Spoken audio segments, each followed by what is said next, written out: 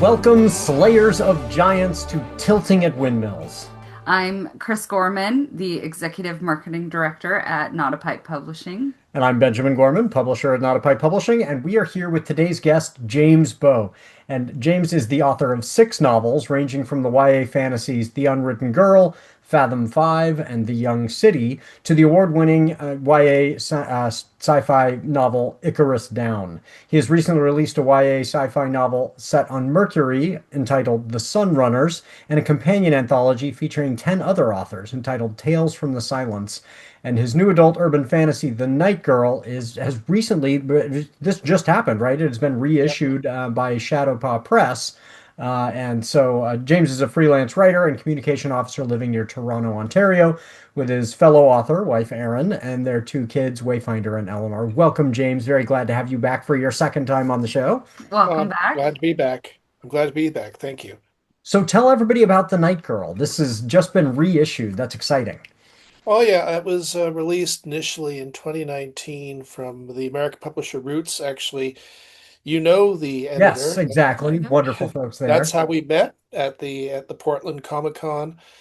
Uh, to and yeah, and the editor was fantastic in Oh, yeah. bringing it forward, but unfortunately, we weren't able to sort of keep it up. So. She gave me back my rights, and I got it republished at Shadowpaw Press, which is a Canadian boutique publisher in Regina, Saskatchewan. And they've been really working hard to get it out in Canadian bookstores. So, what it's about, it's a typical a tale of a young woman who comes to the big city looking for work and finds it as a min assistant at an employment agency that finds work for goblins and trolls. I mean, you could say that her boss is a real troll, but actually he's a goblin, and that's okay. Um, the story starts out very much focused on the heroine Perpetua Collins as she uh, enters this underground world, and also, but starts out with her struggling to make a living in the big city. With she comes with just $500 in her pocket. But it very quickly becomes, because she is able to see all these weird and strange things without freaking out. She's very quickly taken in to the goblin and troll culture and comes to understand that these people have been these people are people, and they have been hiding on the fringes for centuries. Uh, just partly by a magical veil that keeps humans from seeing them, or partly from the fact that humans generally don't see people that they don't really Well, consider to I be see. important. Yeah. um, but the goblins and trolls have to work with the human economy in order to live, and her goblin boss, TP Earthenhouse, has come up with a plan. um, There's some secret elements to the plan that she stumbles into, but the public part of the plan is these goblins are really good at sitting still all the time. So he hires them out as gargoyle art installations, and they're sitting on top of the buildings and stuff like that. And she sees this world and becomes quite aware of the injustice of it. But the Earth and House's plan does seem to be working. The money's starting to come in. Uh, More goblins are making, trolls are making a living. The problem is this is just one city, and there are goblins all around the world. So the gold rush has started to come in. At the same time, there are the fairies, and they also are dependent on the veil to keep humanity from not seeing them. But they benefit from this arrangement because they're beautiful. They have magic. They can make humans do what they want. So Earth and House's arrangement is threatening the veil. They very much do not want that. Hmm. Now, Earth and House and the fairies are both afraid of how the humans will react if the veil collapses and people see them. But Earth and House is like, I can't work under this situation. I need to change. And the fairies like, no, we are not going to change this. And Earth House very quickly put into a point where he says, if I can't live under the current situations, then to heck with it. Uh, we'll come out to humanity, and if humanity reacts badly, if humanity wants a monster, that's his word. If humanity wants a monster, we'll give them one. Yeah.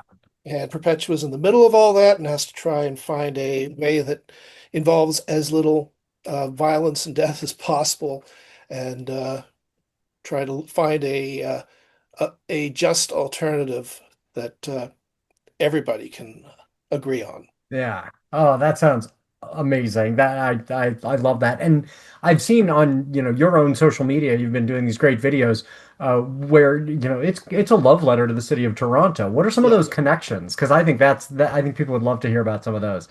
Well, I grew up right downtown, which I've come to realize is a bit unusual Hmm. because everybody started had these assumptions about, oh, you lived in downtown Toronto. Were you running all the time because of, all the crime? Uh, Right. where did you find your greenery and stuff like that? But Toronto has a lot of, I mean, Toronto is like all big cities, safer than uh, media gives it credit for. And Right. yeah, B, there are green spaces. Toronto has a series of ravines that we can go to where we're surrounded by trees and away from the traffic of the city. So I had a very happy childhood growing up in the city.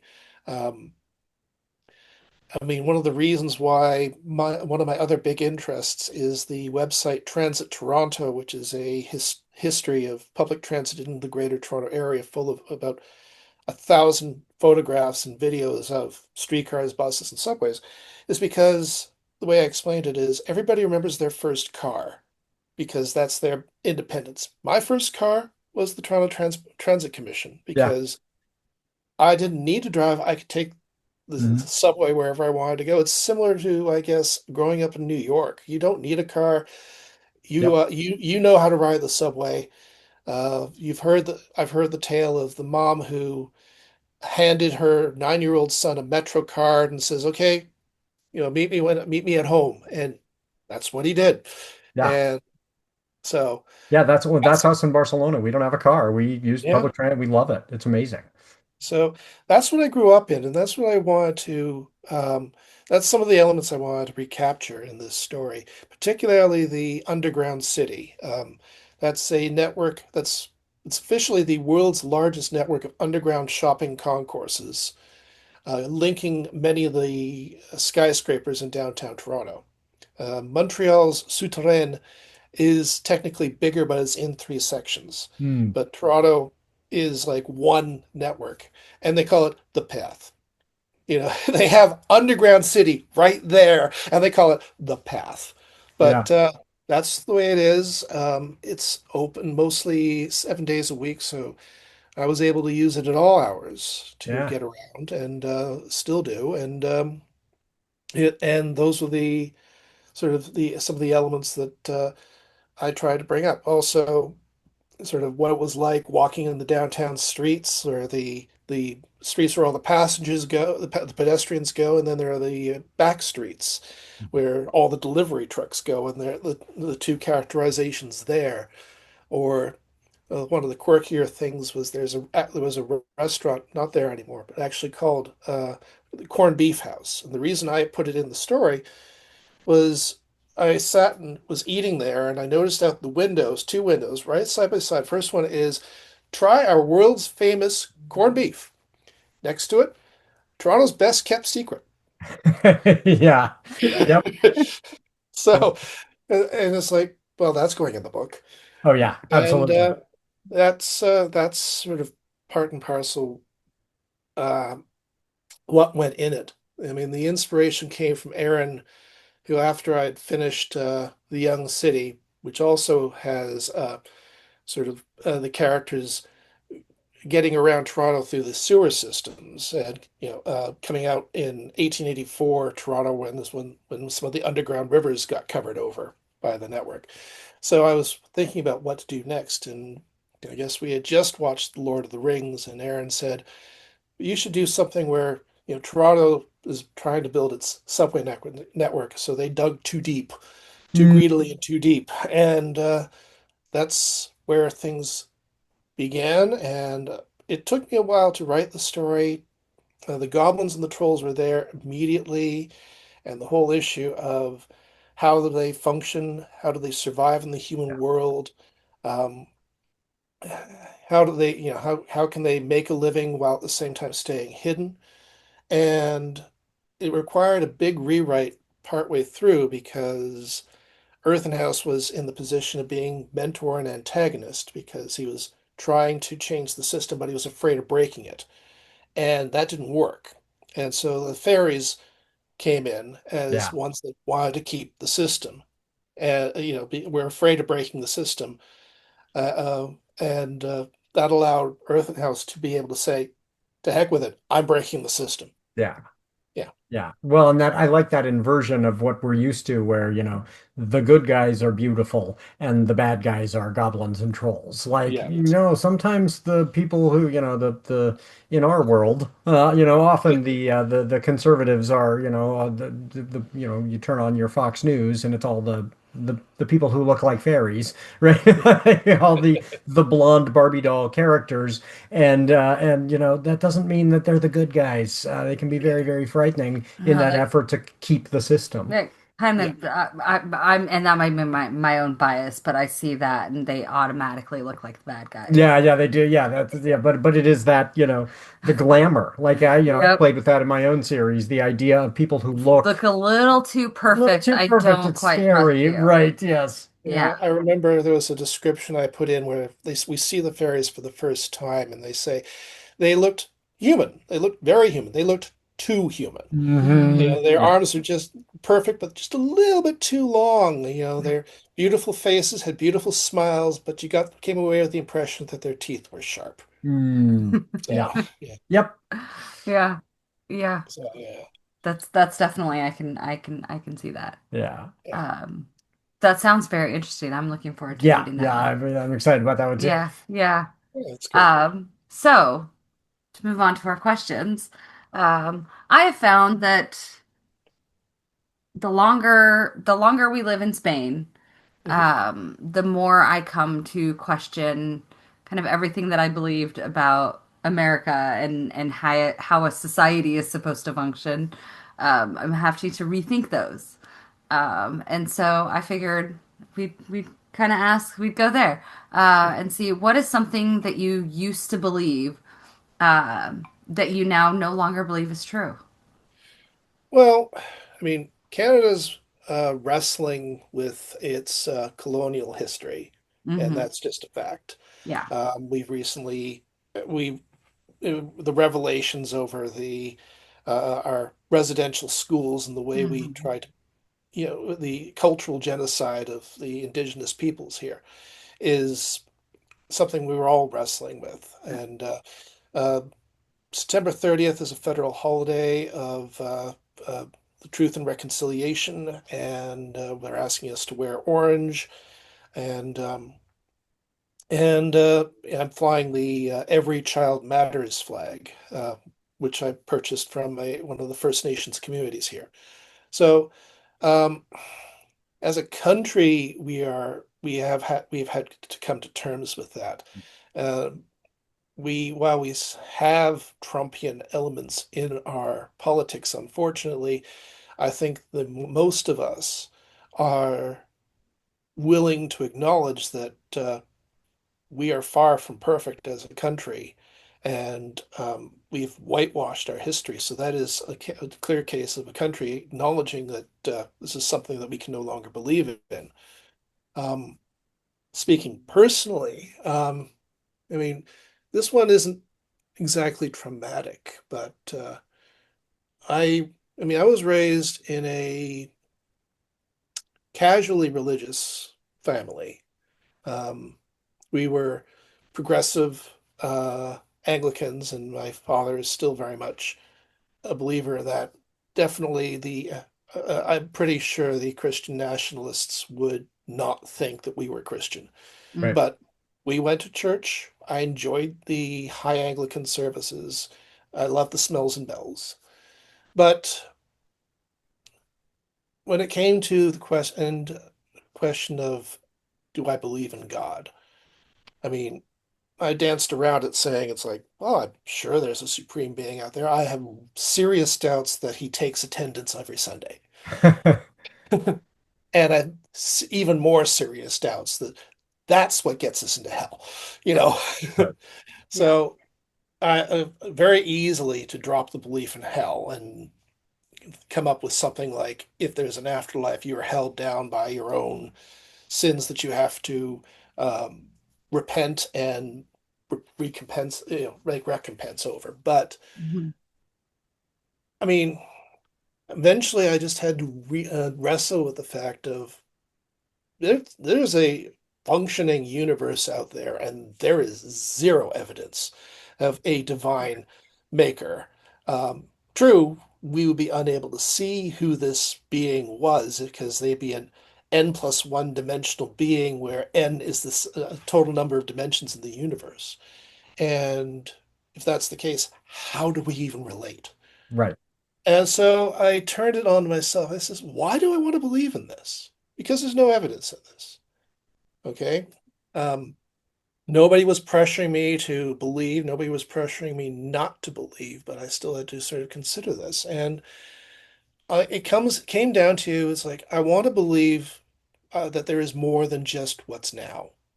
Yeah. Because when I look at the age of the universe, 13.4 billion years, and the amount of time that I'm going to spend in it, 70. Yeah. Yeah. Mayflies have been alive for more than, a bigger percentage of my life than I am alive in the universe. And it's like that just is staggeringly unfair. And I know the universe life isn't fair, but it's like this can't be it. I can't be like the swallow that just like in the dark and they can just burst through a single room without hitting anything and then out in the dark again. I want there to be more. And so that's why I'm inclined to believe in something like heaven. But then when I came to that realization, I said to myself, okay, if that's why you believe the way you do, and that's why you believe that you want to keep on going into the future, what about this 13.4 billion years that you weren't here? You telling me that the universe has been around this long and then you show up and then you spend this little amount of time in it and then off to some sort of afterlife? Yeah. Why? Yeah. Yeah. You've only solved half the question and not even that.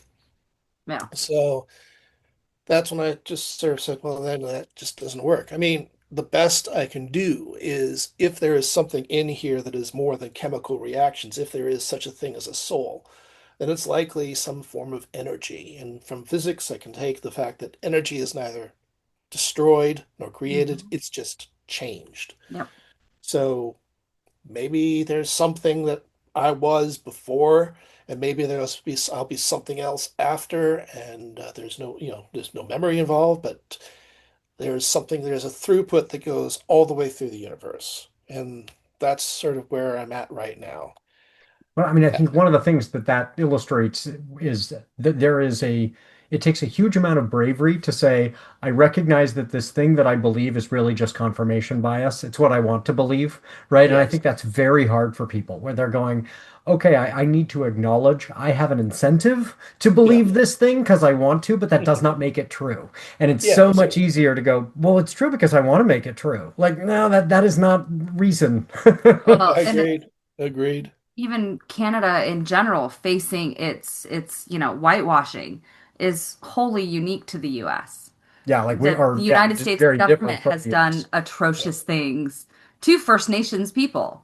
But there is still there's no Oh, there's no way world in which our federal government would say we were wrong, history was wrong, we need to fix this, yeah, let's celebrate and acknowledge what we've done. Like yeah, let's well, certainly not with this government. I mean, yeah, not any our Pete government. Hegseth came out today and declared that the soldiers who were responsible for Wounded Knee, which was a massacre, will continue to have their medals for their participation in the battle. It's not a battle when you have a bunch of soldiers running around executing unarmed people. That was a slaughter, and yet, so I mean, we have had historically these apologies where they're, hey, we're really sorry about Japanese internment. Sorry about that. Like we're But not our gonna history penny. books still teach. But yeah, but and well, and we're willing to look at things like Japanese internment and go, that was wrong, but not wrong enough that we're not going to do it again. Yeah. Like, Well, and so it is Well, we've not yeah, really but internalized. And I know that's a process and that's scary to a lot of people, but yeah, to go through that process of really saying, oh, rather than seeing ourselves as perpetually the heroes, like we've done awful things. yeah, the scarier thing that I found was, I mean, I remember a Trump official saying, and I mean, I can't remember the exact one, but he was saying we shouldn't criticize the American history because it harms Americans. Like if your country is that fragile, it doesn't mhm. deserve to Yeah. exist. Well, and then a Okay. lot of right wingers will use that, white guilt, Black Lives Matter. Yeah. You're trying to make white children feel guilty for being white. Yeah. Like, I mean, yeah. if we acknowledge the atrocities of the past, we're just going to make us feel guilty because we are Americans for what Well, and it America has shows their done. definition of America is white people, Yeah, right? It's, Yeah. oh, we can't possibly acknowledge this because it might harm yeah. Americans. Well, when they say Americans, they mean which Americans, Well, right? and Ben and I have had fascinating conversations about this because we approach it from two different perspectives because he's lived in an America that is as a white man, Right. white cishet Cishet man. man, yeah. Yeah. I have lived in that very same America as a queer neurodivergent woman. And Yeah. so our experiences, Yeah. and we will talk about we'll talk about things, we'll be having conversation. And I'm sitting here going, how can you see it that way? And then I have to kind of remind, oh, you're a man. That's why you're. Yep. I think the first one was us arguing about doctors. The first Yeah. one was arguing about I was complaining about every doctor I'd gone to requiring a pregnancy test before performing any kind of anything Mm. completely unrelated. He's like, well, maybe they're just doing it. And I was like, no, no, No, no, no. this is a different America that you live in. Right. Yeah. Absolutely. So before we go to our break, I did want to ask you, what is something you've been daydreaming about lately? What's been a fun kind of, maybe fun, maybe not, maybe horrific, but what has been a daydream that you've been having? Daydreams. Well, it's a little hard to say because I tend to be on the clock too much. Hmm. Uh, Well, and and our work is very daydreamy. So often it can that's be, true. what it is we're plotting and planning, that next story idea.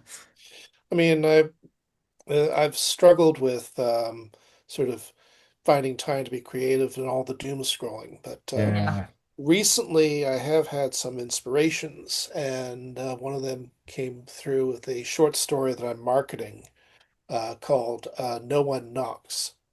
And it just is a riff on a two-sentence opening of a different story called Knock by, sorry, I forgot the name of the author, but this is from the late 1940s. And the story goes in a completely different direction and is pretty okay, but it has the best opening paragraph I think I've ever Mhm. heard as a separate story. And it goes like, "The last man on earth sits alone in a room.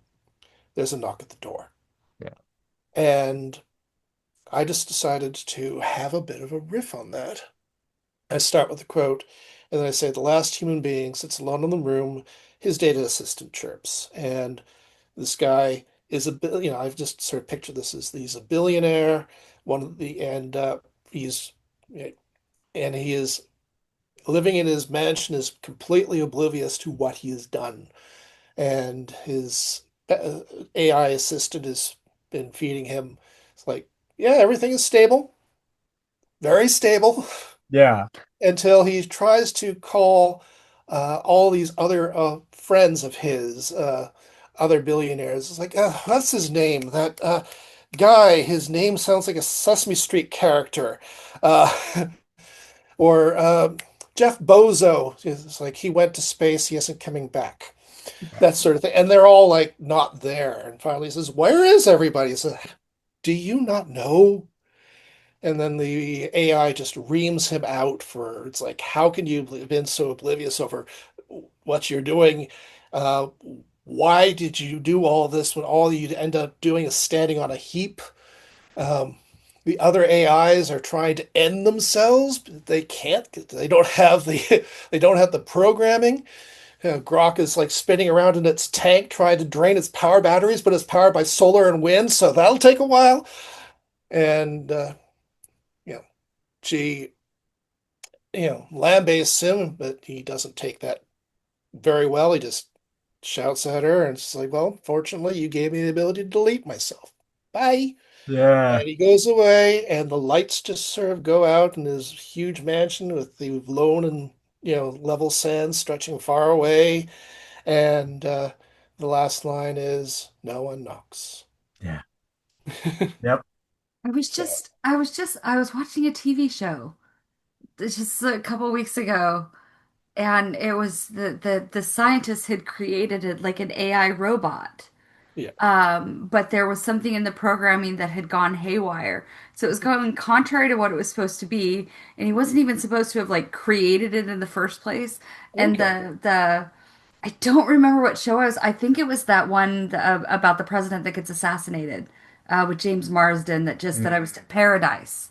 Hmm. Um, and I think it was that one. But the Secret Service agent or the cop that's like charged to investigate what has gone on, she makes a point saying she doesn't actually have to file the report that it's happened Hmm. until it's been resolved or until it's still ongoing, and so she doesn't have to file a report until they shut off the robot. Hmm. And Okay. so she asked the scientist like how long will his battery last? And he's just like, it's indefinite. And she's like, put him in a closet. Yeah. Don't ever open it again. Then I never have to file the report. Yeah. Yeah. And he does. He just shoves him into a closet and shuts the door, and then it pans away from this like AI robot, just kind of like, well, wait, I don't understand. I'm And in like in time out, eternity. Time out for we eternity. Oh never have to dear. do the paperwork, and nobody has to know. Yes. Well, let's go to our break, and when we come back, we're gonna ask you a little bit about some ways you've been avoiding the horror show of our current reality. So we'll be back in a sec.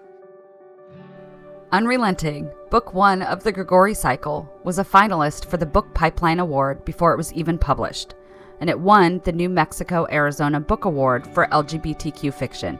Now, Jess Hennard and Marie Parks are back with Undeniable, The Grigori Cycle, Book Two.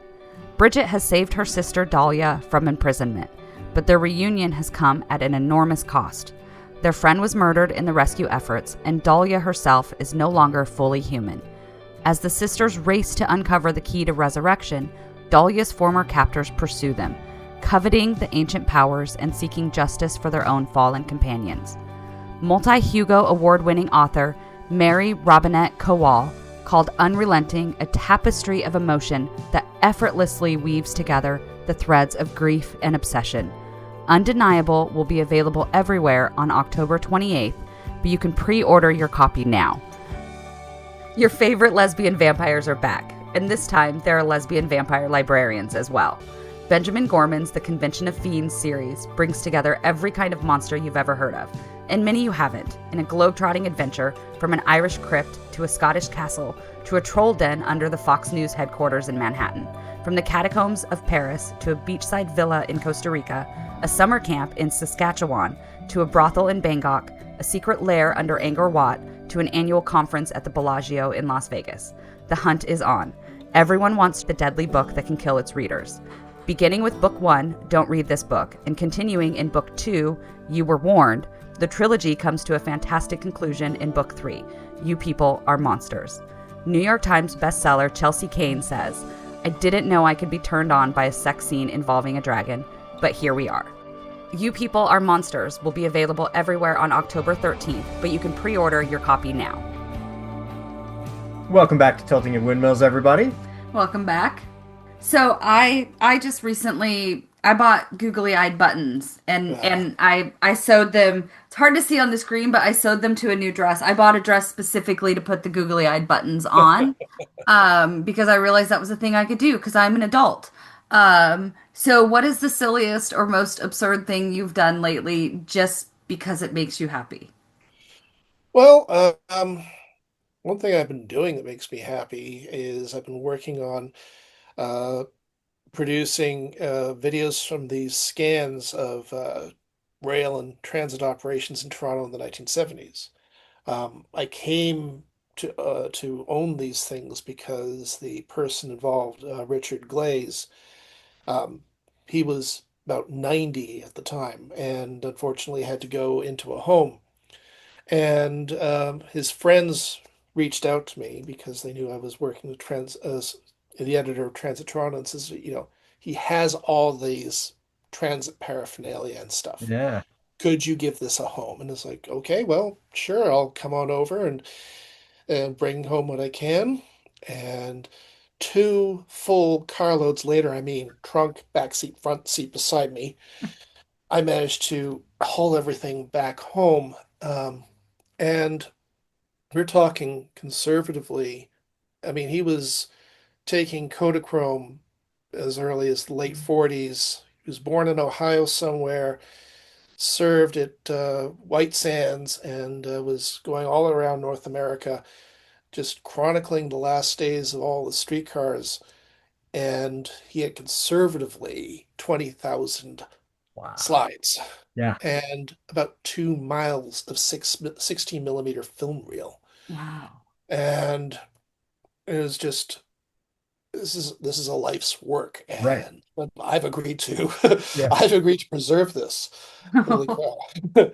I've given away about half of it to railway museums across the US, but I've been focusing on the Canadian stuff. And past few years, thanks to Kickstarter and GoFundMe, I've managed to raise enough to scan about two-thirds of the 60 millimeter film at 4K, and I've been putting these videos together of, Toronto in the mid 70s. And so I was just working on that as before I came over here. Among the other things that he's included, that I immediately sent to the uh, that was I saw a bunch of pictures of these transit vehicles, and then I saw these people marching, and and he's following the marching route, and the banner was Gay Pride, and I'm like, okay, Gay Pride parade in Toronto. Wait, the first Gay Pride parade is in 1973. This is in 1973. He's taking the pictures of the very first Toronto Gay Pride parade. That's cool. And it's like, okay, I'm scanning all these, I'm taking the negatives, and I'm sending them over to the archives with a Q. Yeah. So Hmm. they have that now, and it's like Wow. that sort of that bit of history, because that was completely unexpected, just Right. Yeah. gave me a lot of gave Wow. me a lot of happiness. A silly or absurd thing, because of roof repair inspired renovations to the front of the house, we've moved the flagpole to a more accessible location. And since we moved the flagpole, I decided to make use of it. So that happened in June. So of course the pride flag went up. Thank Then the you. Canadian, yeah, then the Canadian flag for um, July. We've done Every Child Matters flag, and that sort of unlocked the inner flag geek in me. Yes. So Mythology. um, there's a flag. There's the Franco-Ontarian community, which is the French speakers, original French first.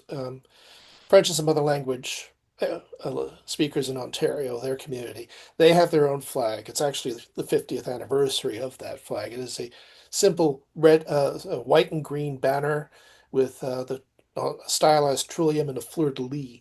And it's the 50th anniversary. I'm going to buy that and just hang that for the Yeah. 50th day. My wife just rolled her eyes, but I got some love on Facebook because it's like, oh, I never saw anybody flying this thing before, but it's an official symbol of Ontario. So That is uh, very cool. Yes, you've gotten into vexillology. How do yeah, you just know? I'm also a geek. So yeah, yes, the study of flags, and their symbols, vexillology. yep. Um, The fact Uh, that you just know that term, just I think it's fun. Yeah, like yeah, that vexillology is cool.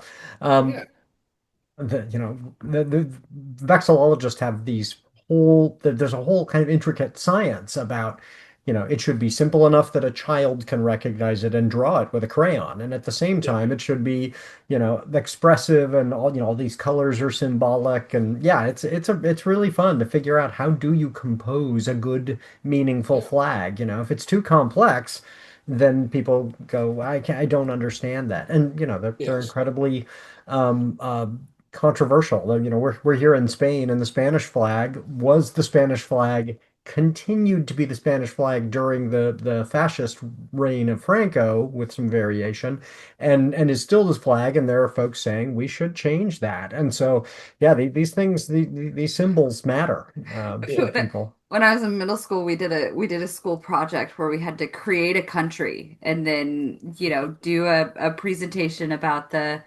government and the military and the economy and all of A that great stuff. project, yeah. That's cool. And Yeah. it was like a group project, so it Mhm. was me and a couple of my friends, and one of the things we had to do was create the flag, which I was tasked with doing, Yeah. which I got really, really into for like 3 days. Did you make it too ornate for a child to draw with a crayon? Oh. So I started on one corner, and so one corner of it had this like really intricately drawn, like I was going for like a frame around it, and then I got bored. And then I just colored the rest of it in purple Yep. and did a big letter, like I don't remember what the country, but like the first letter. So one Yeah. portion of it was very detailed, and then I got distracted. Yes, Oh yes, dear. that's there are I, probably other flags in the world where people would look at them and went, somebody was working on that and then got Somebody distracted. has Yeah, ADHD that's and they right. designed that flag. pretty So, much, yeah. What are the two countries that their flags are the same, but but flipped, yeah. what is it? Is Is it it France and I no, believe there are a Ireland and handful. Mexico, but Mexico has like the It's the the one with symbol. the three Yeah. lines, the Yeah, well, three colored lines? there's another country that has the green, Green, white, and red? and no, the green orange. So Ireland is the green, white, and orange. There's Yeah. another yeah. country that I believe is flipped, and I Yeah. think there's another variation on that where France is flipped in another Somebody country was too. just like, I don't really have any ideas, so let's Yeah, just do let's that, just but go we'll with change that. it. Yeah. Yeah. Um, so I've been into, you and I have talked about this already, via social media. In this era of rising fascism, what are some ways that we as authors can be pushing back and that people out there listening can participate in pushing back? Well, um, I think one thing I've been doing with my blog is trying to sort of state my principles. And you know, you in social media, you with the algorithm, you can be speaking into a void, and not know it, or but with a blog feels more permanent, and Hmm. so you can stand up and say, "This is who I am. This is what I believe in, and this is the way I think the world should be." And what can possibly, I'm sure there maybe it could be argued, but why would you be against, say, universal health care? Right. I mean, these are important things to have. And that's all I really want. I'm not an enemy of the state or anything like that. Um, but yeah, and one thing I've wrestled with when I wrote The Night Girl, at the end of the story, spoilers, is the goblins and the trolls and the fairies uh, agree to drop the veil and show themselves, come out to humanity and say, this is who we are, this is how we want to live. We have, you have to deal with us. And I mean, one thing I tried to do in that story was to make sure the human reaction, well, we don't tell the story of what the humans did next, because I feel that's the kind of story. The ending is the decision to go, even Mhm. though they don't know what the humans are going to do Right. next. And I did try to signal that the human reaction was mixed. There are better angels that sort of will accept this, but there are there's the Westboro Baptist Church with signs immediately up saying God hates trolls, type of thing. Um, Yep, that seems. and one of the critiques of the book was that the ending was too optimistic. Hmm. They had read this after 2020 and they were like, I don't see this happening. There'll be blood in the streets, that sort of thing. And so when I was revising it, well, I wasn't going to change the story that much. Unfortunately, I had to up the number of homeless in Toronto in order to keep the numbers realistic. But um, I had to think about, is this too realistic? Is this too unrealistic? And in the end, I feel that you have to say who you are and you have to stand for what you are. And by, putting this into the story, um, and making that statement, that's another step at Yeah. least. Um, Absolutely. And I think that, I mean, even that act, even if we are speaking into the void, because I feel that often, the yeah, process of figuring out, okay, how do I state this? And it's eternal in the sense that it is, a blog post and it's on the internet and that can be preserved forever. But it also does give us the flexibility to say, I was wrong about that. I've come back, yeah, I've made changes. But that thought, that thinking that through, that process of saying, what am I willing to stand for? What am I yeah, willing to express that I want the world to know I believe in is really healthy because it forces us to kind of explore our own ideas. It forces us to take a stand. It forces us to think things through. As you've gone through that process, have you clarified some of your own ideas in the writing process itself? well, I have yet. I mean, the Sunrunners went in a slightly different direction of a person who's exploring their privilege, and Tales from the Silence um, was written shows a deepening fascistic Earth as it goes through its process of recovery. I haven't had a chance to really explore what it means to stand up, but I think it is important. Uh, the our mere presence Hmm. is important too because it gives courage to other people. So that's why the pride flag is going up in my flagpole. Next June, I'm looking for other flags. My youngest is developing a rota. We're looking for what the best flag on autism is, and disability solidarity type of flags. When would those be the best ones to use, and when would be the best time to show them? So that we can show that we're here and people have to deal with us.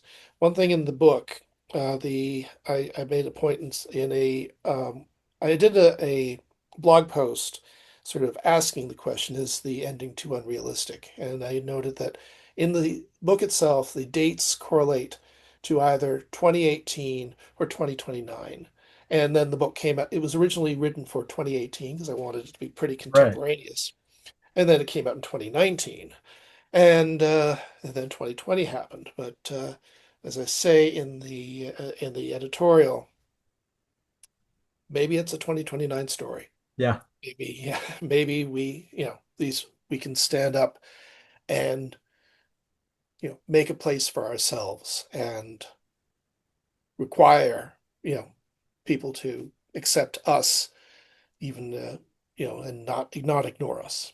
Yeah. Well, and that's not a small thing No, or a simple thing. I think we're at the tipping point right now in the U.S. Where the people that are going to be willing to stand up and speak out are going to be unfortunately fewer and fewer, and it's going to be more important. I mean, look at Colbert and Kimmel yeah, Yeah. just recently. Powerful, successful people. And look at all of the stuff that happened around Charlie Kirk. People simply try not to get the show fully canceled right Mhm. now. People mhm, simply coming forward and saying, let's not pretend he was anything other than what he was. I yeah, mean, in some cases, just Political quoting him direct, violence.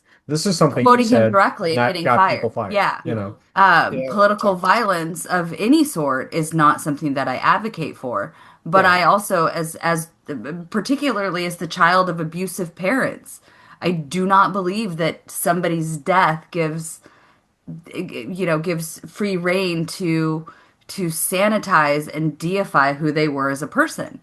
yeah, And so, Yeah, you but I will know, say I think that I mean the fact that you have at the end of the book a mixed reaction is yeah, does feel very real to me because I don't believe that, the vast majority of humanity would respond, in a horrific way. And I also wouldn't believe it if it was and everyone was fine with it. yeah, Like, yes, it is going to and I think that, kind of where we come from, the politics of the United States are so skewed to very small voices having such a disproportionate, volume, yeah, that, people will think, oh, everybody likes this political leader or that political leader, this ideology or that ideology, when in fact, the vast majority of the people don't care. They're checked out, right? I get frustrated because their checked outness is often, becomes complicity, but they're not engaged. yeah, Most people are not, concerned. And so, yeah, you'd probably have a circumstance like that where you'd have, 30% of the population go, this is terrible and awful, and we need to harm the goblins and trolls, and another 30 that says we need to be really tolerant, and a bunch of people in the middle who would say, I missed the news. What happened? You know? um, well, and I mean, it yeah, goes back to your comments earlier about when you were struggling with religion, about, you are yeah, here for such a brief moment of time. What is the purpose? What happens after?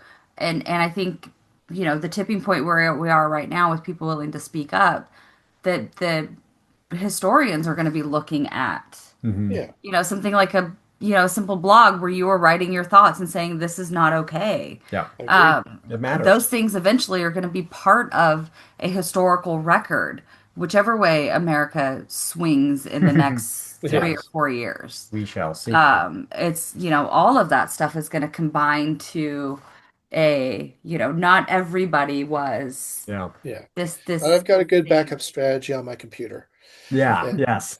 I might want to consider trying to print things out just in case. Yep. Right, Yep. Well, right, and I do tell people own your media right yeah, now. Like Yeah, own yeah, paper books are good. yeah.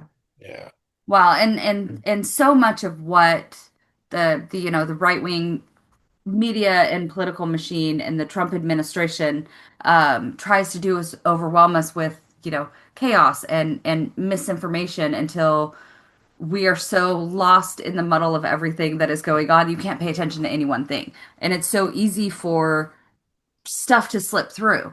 yeah. So is there anything that you've seen recently? I mean, I know you're coming from Canada and outside of the US, but I know that trickles over the border. Is there anything that you've seen recently that you feel like people should be paying more attention to that they aren't? Well, um, so much, unfortunately, in this day and age, there's so much to choose from. Yeah, But I can't think of anything immediately that I think is being ignored or forgotten off the top of my head. But I mean, that's not a good, yeah, that's not an indication of anything, unfortunately. Well, it's that's But just an indication of the fact that, that they are flooding the zone. Like yeah. it's yeah, overwhelming, Wait it, five well, minutes and there's right. another story. There's another, yeah, I mean, I watched Trump's speech to the UN, Yeah, and I mean, in any other universe, that would have just been risible. Like we would yeah, have just been going, this was a joke, yeah, because it was so over the top. It looked like a cartoon parody of a fascist speech. Like, yeah, yeah. and yet that's where we are. yeah, And I also have to recognize it's not the most important story. Like when, people are literally being taken away by ICE, that should matter a lot more than here was a really stupid speech, right? And so, yes, like, carrying all that is very hard. I'm still stuck yeah, on the acetaminophen. Yeah, that's right. Like Don't use Tylenol. Like it's whack. I'm still stuck on the acetam. I'm still there's so much going on. I'm still on like last week. Right, yeah, I'm well, still stuck on like the crises. rapture is coming yeah, and acetaminophen. Yeah. Like yeah, I haven't finished mocking. Let me have enough time to mock the absurdity of these things Yeah, before you move on to the Move on to next the next absurdity. distraction, right? yeah, Like I'm still making memes about the acetaminophen. Yeah. yeah. I Like mean, Aaron and I, we have autistic kids, and autistic myself. So I'm yeah, like I'm we still were. like I mean, we, apropos of nothing, went, "We love you for who you are, okay? Don't let anybody else tell you anything." And it wasn't because of the Tylenol, Right. okay? I'm still I saw somebody make a post and they said um autistic people exist because autistic people keep having sex. And I Yes, was like, "Oh, it's Well, genetic." one of the things I've really yes, enjoyed is so many people who have autism are really, are engaged in the sciences. And yeah. so vaccines don't cause autism, but you can make a strong argument The that autistic people have caused vaccines. Yeah, I love that. That's I great. saw one post and I love being able to there's a almost a dark sense of humor of being able to make jokes, like that. To make, what I posted a thing the other day that said ibuprofen made me gay, right? There's a dark sense of humor that comes with at least how I Grid particularly times, yeah. cope with that. And I saw a joke that said somebody was calling out, what's his, still trying not to curse, about how there are so many more autistic people now Oh, than there were. And somebody made a post that said if there were really that many autistic people in the US, we would have like high speed rail. We would have better yes, we're in a trains. better trains. And Yeah. I was like, I hate that I know the problem of the train stereotype, but I also have to laugh at it because Yes. it's still funny. Well, yeah. Uh, Well, I saw somebody who made a great, kind of mocking of this idea of false causality, where he graphed the number of people in the Kennedy family and then yeah. graphed the rise of autism, and they do match perfect. He's like, therefore, the Yeah. existence of Kennedys causes autism. That's great. Oh, I mean, in terms of dealing with outrage overload, I mean, if you have a solution, I'd love to hear it. But one thing that I can really comes the image that comes to mind is you're like you want to be like a lighthouse on a reef, and the waves are pounding you, and this all this stuff comes in, but and you just have to try and stand through it, and well, this metaphor is just going to just go over the top for me, but be No, the but I think light. that's a great metaphor. Yeah. Yeah, be the light because you know that's what other people will see. A lot of crud is just going to be thrown at you, and that is, I mean, that's not a new technique. We dealt with this ourselves with a few um, energetically conservative governments when they took power in the mid 90s, just sort of a barrage of cuts to uh, overload us, and like what do we respond to first? yeah. But but just um, the worst thing that one can be in this day and age is feeling they're alone. And if you can show other people that you are out there, you believe in them. I mean, you believe what they believe, and that they are not alone, then that could be everything. In terms of autism, I mean, I gotta we when we diagnosed our kids about that, and we had the conversation. It was like, well, this has all probably always been here because if you go by the things that our kids have had to deal with, Aaron was saying, this is my childhood exactly, and they're Mhm. all they say, okay, and so Dad's the normal one. I'm like, Yeah. it's like in high school. My friends would be able to shout out a number between 1 and 200, and I could shout back the name of the TTC bus route that it corresponded to. Yes. Uh, we've always been here. Yeah. Yeah.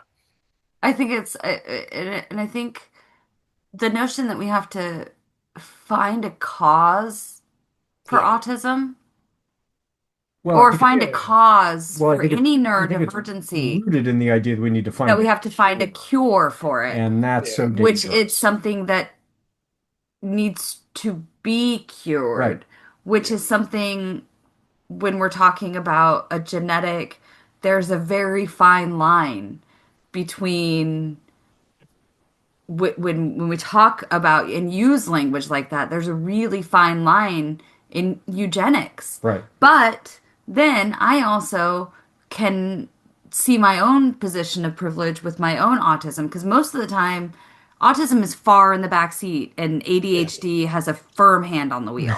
Like it's 99% of the time. Yeah. And somebody made a comment.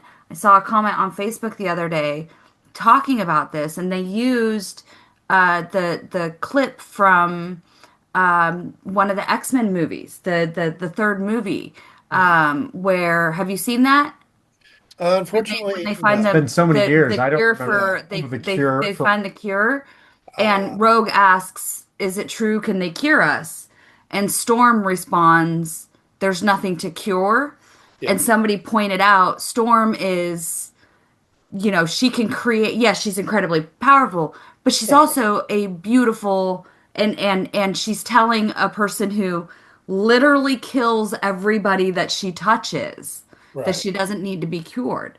Right. So then I have to kind of sit back and go, I the amount that autism affects my daily life is way under what it does with ADHD, and I have a privilege in that. On the other hand, I've interacted with autistic kids that are nonverbal, that are massively struggling, and then I Yeah. struggle with the weight of where the heck do I find, I don't think we need a cure. I don't think there is a cure.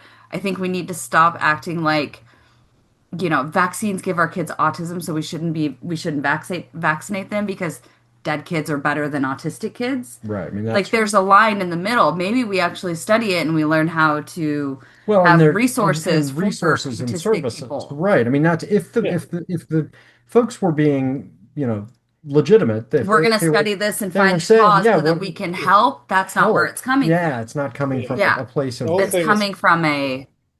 yeah. I mean, the whole thing with Tylenol is it's like I posted on BlueSky. It's like, guys, we can see you pulling this thing out of your ass. yep. I'm sorry. Well, and it's worse than that. It's because Tylenol is one Yeah.